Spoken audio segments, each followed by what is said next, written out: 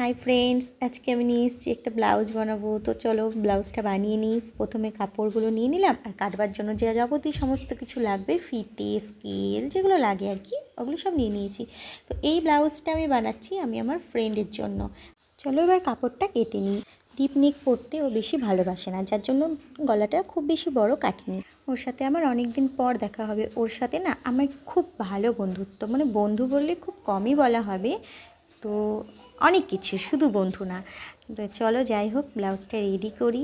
আর তোমরা সবাই দেখে বলো কেমন লাগছে ব্লাউজটা। এখন আমার দেখো, আমি হাতের তালপাট কেটে নিচ্ছি। তালপাট কাটার পর ব্লাউজটা জয়েন্ট করে নিলাম। আর ফিতেটা আগের থেকেই বানিয়ে রেখেছিলাম, যার জন্য ফিতেটাও লাগিয়ে ফেলেছি।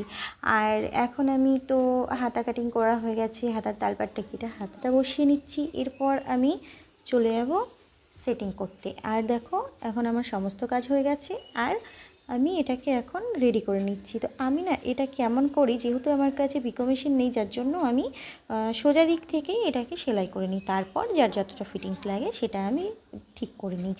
আর রাত্রিবেলায় ব্লাউজটা বানিয়েছিলাম, যার জন্য এই যে লটকানটা বানিয়েছি আর এই গলার পাইপিংটা দিয়েছি, পাইপিংটা দেওয়ার কথা কিন্তু আমি ভেবেছিলাম না।